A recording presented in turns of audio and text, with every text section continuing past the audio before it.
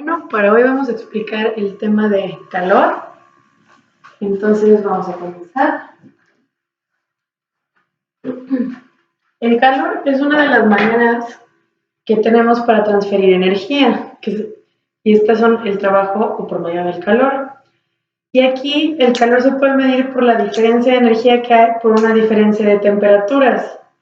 Es decir, y esta diferencia de temperaturas es entre un sistema y el ambiente o dos sistemas. Es decir, si tenemos un vaso con un líquido a una temperatura y el sistema está, este es nuestro sistema y el ambiente está a otra temperatura, digamos que este es T de ambiente y este S por el sistema. Entonces, si TS es mayor que TA, el calor siempre va de la temperatura mayor a la menor, o sea, que aquí se va a perder calor, porque va a salir de aquí de nuestro sistema del vaso al ambiente, por lo que el calor va a ser negativo. Otra de las opciones que puede suceder es un vaso con una temperatura de ambiente y una del sistema, donde la temperatura del ambiente es mayor a la temperatura del sistema. En este caso, como vuelvo a decir, el calor como va de donde hay mayor temperatura a menor, entonces el calor va a ser positivo en cuanto al sistema. ¿Por qué? Porque aquí en el primer caso, como el sistema tiene una mayor temperatura, le va a transferir al ambiente, o sea que va a perder calor. Y en este caso, como el ambiente tiene una mayor temperatura que el sistema, este le va a ceder calor a él. O puede hasta que ambos, porque en ambos casos va a haber un punto final que se va a llamar el equilibrio, donde la temperatura del sistema y la temperatura del ambiente son iguales, y esto se le llama equilibrio térmico.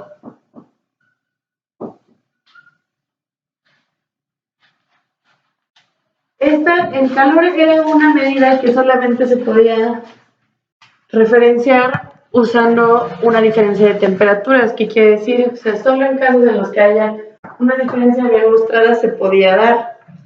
Pero gracias al científico Joule, que encontró una manera para medirlo cuantitativamente, pues lo que hizo fue que usó un recipiente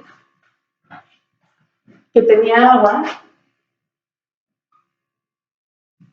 y en el recipiente habían unas aspas que estaban conectadas a una polea con una pesa y había un termómetro.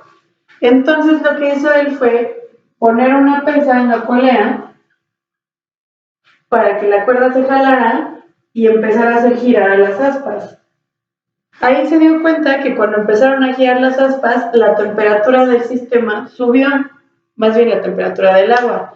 Entonces vio que hay manera de medirlo y sacó la unidad internacional que conocemos como Joule, se le puso en su honor, y así es como se mide el calor, y se hace igual usando una media referencia que llamamos caloría, donde una caloría es la energía necesaria medida en joules para elevar 1 grado Celsius la temperatura de 1 gramo de agua. Entonces, las calorías que se miden son igual a joule sobre kilogramo grado Celsius, sobre grado Celsius, o kilojoule sobre kilogramo grado Celsius. Y ya tenemos una equivalencia establecida en donde se dice que una caloría es igual a 4 4.186 joules. Entonces vamos a hacer un ejercicio para entender a lo que me estoy refiriendo. En este caso, por ejemplo, si nos dicen que tenemos una barrita que tiene 275 calorías y nos preguntan cuál es el calor o la energía que tiene en joules, lo único que debemos hacer es tomar las 275 calorías, multiplicarlas por 4.186 joules y tenemos que van a ser 275 por 4.186. 1151.15 joules. Ahora, cabe mencionar que en la comida no se usan calorías como estas, sino kilocalorías. Y una kilocaloría, como lo dice el nombre, es igual a 1000 calorías. Entonces, en realidad, tendríamos que hacer 275 calorías por 4186 joules, porque pues así es como está en por 1000 la caloría, eso quiere decir que una kilocaloría es igual a 4186 joules, por lo que este número se movería 3 espacios a la derecha, pero podemos dejar así por ahora. Otra manera de transferir el calor es mediante el trabajo. De transferir energía es usando el trabajo. Y el trabajo y el calor se mezclan de esta manera. Imaginemos un sistema donde tenemos un pistón con un gas dentro de él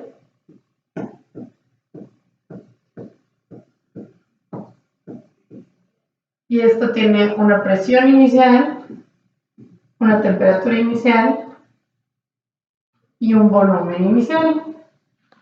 Entonces, después, en este sistema, el émbolo va a empezar a ejercer fuerza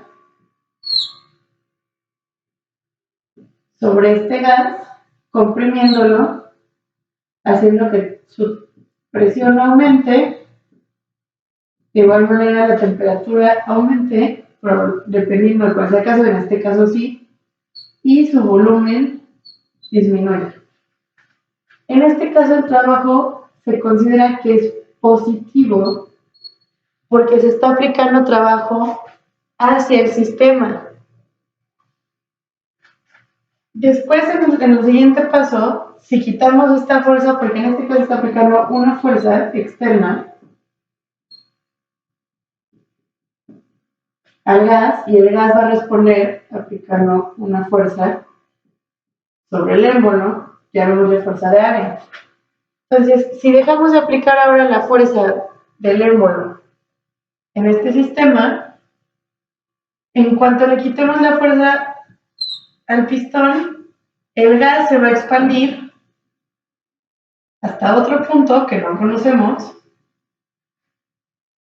haciendo que la presión disminuya, porque va a tener más espacio para moverse, que la temperatura de nuevo cambie y el volumen va a crecer. Y en este caso decimos que el trabajo es negativo, porque aquí es el gas el que está moviendo el émbolo. Entonces, es nuestro sistema el que está efectuando el trabajo.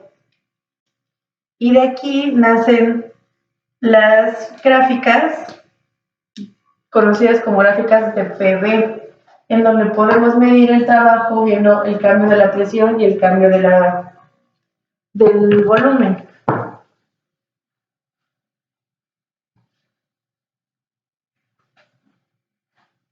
Entonces, por ejemplo, podemos tener diferentes gráficas y se puede hacer, aquí será la presión y aquí es el volumen, y se puede hacer que el proceso vaya en una sola manera, o sea, de un punto a otro, del punto inicial al punto final, o puede haber pasos intermedios entre estos dos puntos. En este caso, nosotros podríamos calcular el trabajo buscando el área bajo la curva de esta gráfica, donde fuimos del punto inicial al punto final. Como aquí podemos ver que entre el punto inicial y el punto final el volumen aumentó y la presión disminuyó, entonces decimos que el trabajo es negativo. ¿Por qué? Porque si el volumen aumenta significa que el gas ejerció trabajo hacia el ambiente. En caso que esto fuera al revés, que simplemente fuera del punto, que cambiáramos los puntos en cuanto a dirección, aunque fuera la misma trayectoria, pero ahora fuera de F a I,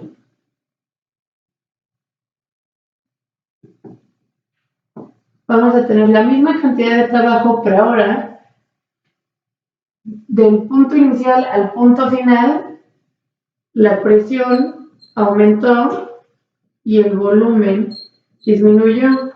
En este caso el trabajo es positivo porque se ejerció trabajo en el sistema para que esto sucediera.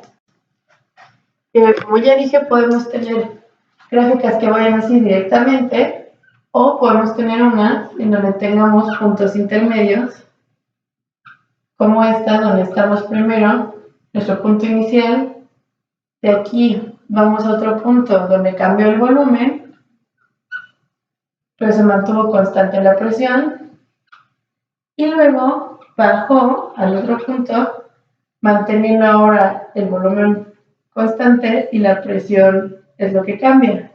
Entonces tuvimos una trayectoria primero del mismo volumen, diferente presión, y luego de misma presión y diferente volumen. Todas estas son trayectorias y nuestros procesos van a depender de estas. A esto se le llama de igual manera un proceso termodinámico, porque vamos de un punto a otro con un cambio de energía, de calor o de trabajo. Y dependiendo de la trayectoria, podemos saber si el trabajo va a ser positivo o negativo. Y hay otra trayectoria que se le llama trayectoria cerrada, en donde nuestro sistema va a pasar por un proceso termodinámico, pero va a terminar en el mismo punto que inició. ¿A qué nos referimos? Vemos, por ejemplo, este proceso. Presión, volumen. En este proceso se va del punto 1 al punto 2, de ahí al 3, de ahí al 4, y luego vuelve al 1, que también se podría llamar 5.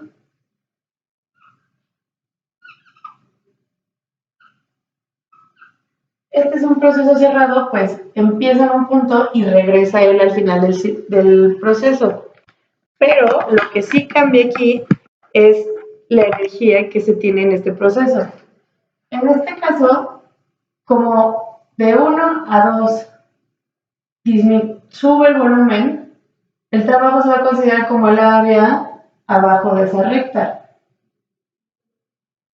Por lo cual, este trabajo, como ya dijimos que como está aumentando el volumen, significa que se realizó el trabajo del sistema al ambiente, así que va a ser un trabajo negativo.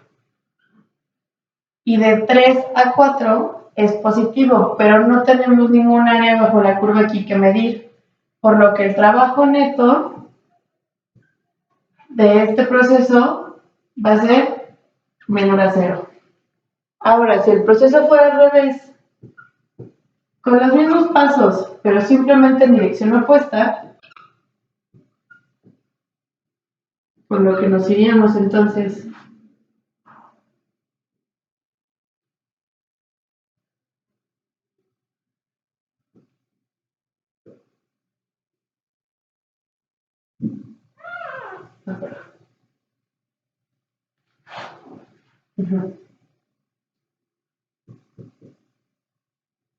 Donde nos iríamos entonces simplemente en dirección contraria.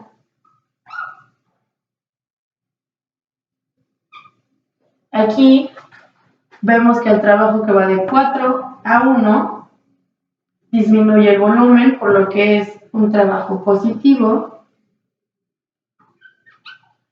Y el que va de 2 a 3 sube el volumen, por lo que sería un trabajo negativo, pero como ya en el caso pasado, aquí tampoco tenemos dónde medir, por lo que el trabajo neto de este proceso va a ser mayor a 0, pues solamente se está tomando en cuenta este trabajo. Y esto aplica para casi todos los procesos termodinámicos. Teniendo esto en cuenta, se crea la primera ley de termodinámica, en el que en un proceso cerrado, en un sistema cerrado, que se caracteriza por permitir el flujo de la energía, pero no el flujo másico. ¿Qué quiere decir? En un sistema como este va a entrar y salir trabajo o calor, pero cualquier fluido o gas o lo que estemos usando dentro no va a salir ni entrar. Solamente la energía que este mismo va a tener en cambio dependiendo del proceso que tengamos. Entonces, teniendo en cuenta esto, se define la primera ley de la termodinámica, en donde se dice que el cambio de la energía interna es igual a la energía interna inicial, final, menos la energía interna inicial, o que el cambio de la energía interna va a ser igual al calor que recibe el proceso, nuestro sistema, por el ambiente, menos el trabajo efectuado de nuestro sistema hacia el ambiente. Entonces, el cambio de energía interna va a ser igual a Q menos W. Q siendo la manera en que expresamos el calor y W siendo la manera en que expresamos el trabajo. Y estos dos son netos, porque como ya dijimos, en un proceso pueden haber diferentes pasos y puede haber varias medidas de calor y varias medidas de trabajo, pero al final lo que nos importan son los valores netos de estos. Y esta es una regla que aplica, la primera ley de la termodinámica aplica para casi todos los procesos, excepto algunos procesos especiales. Y en estos procesos especiales tenemos, por ejemplo, un proceso adiabático.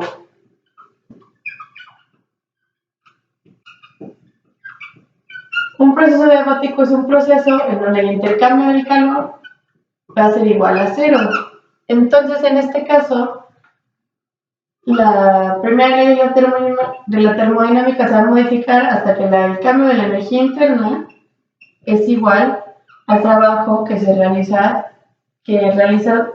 el sistema hacia afuera o el ambiente hacia el sistema. Un ejemplo de esto puede ser el cambio de un gas en el que se expande de un momento a otro y no le permite al calor escaparse. Sin embargo, se realizó un trabajo porque hubo un cambio muy rápido de volumen. Otro caso especial es un proceso isocórico. Este quiere decir un proceso en donde el cambio de volumen no existe, o sea, el volumen es constante. Y si no tenemos un cambio de volumen, quiere decir que no se efectúa trabajo. Entonces, el cambio de energía interna, en este caso, va a ser igual a únicamente el calor que recibe o que saca el sistema. Ahora, de igual manera tenemos en procesos de trayectorias cerradas. Esto es como lo que mencionábamos hace un momento, en el que este proceso puede ir de un lado a otro y de tener diferentes partes, pero al final va a terminar de nuevo en su punto inicial. Y en este caso, dado que va a empezar y terminar en el mismo punto, el cambio de energía interna es igual a 0. Porque todos los el calor que se esté haciendo aquí y el trabajo igual se van a igualar. Entonces, al final va a ser cero, porque como ya habíamos dicho, estas medidas de calor y de trabajo son netas, no en cada una de las partes del proceso. Entonces, al final, el trabajo neto y el calor neto de un proceso cerrado me van a dar cero. Otro caso especial que igual tenemos es el caso de la expansión libre, en donde tenemos un gas, por ejemplo, encerrado en un área, y de repente esta área se vuelve mucho más grande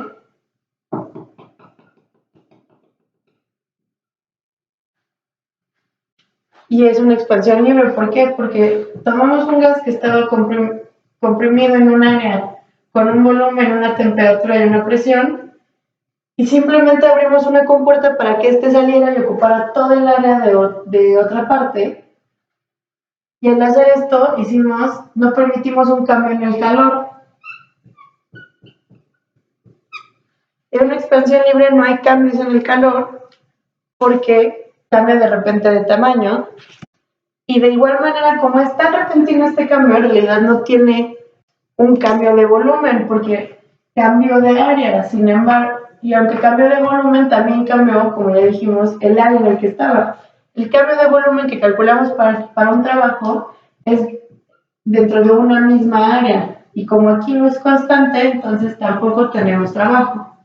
Esto quiere decir que en una expansión libre, el cambio en la energía interna va a ser igual a cero, porque ni le dimos tiempo al calor para que se escapara, y como no cambiamos, como además del volumen también cambiamos el área, entonces no hubo trabajo. Quedan solamente otros dos tipos de excepciones, y esto puede ser en un proceso isobárico, en el que la presión es constante, por lo que ya no tenemos que usar nuestra integral para medir el trabajo, que era de presión por el diferencial del volumen. Simplemente lo vamos a cambiar a presión por el cambio en el volumen, porque como aquí esta presión va a ser constante, entonces no nos importa saber cada paso que va a tomar el volumen para cambiar. Nosotros solo queremos saber el volumen inicial y final. Entonces, en este caso, el cambio de la energía interna va a ser igual al calor que se aplica en el sistema menos la presión por el cambio del volumen. Ya no va a ser el trabajo como tal, porque la W que poníamos representaba el trabajo aquí es de esta integral, pero en este caso solamente vamos a multiplicar la presión por el cambio en el volumen. Y el último caso es el de un proceso isotérmico, en el que la temperatura es constante. Ahora, aquí todavía no les puedo poner una fórmula como tal, porque hay casos en donde, aunque la temperatura sea constante, hay cambio de calor, pero hay otros casos en los que no. Entonces, aquí dependerá mucho simplemente de qué experimento estemos hablando.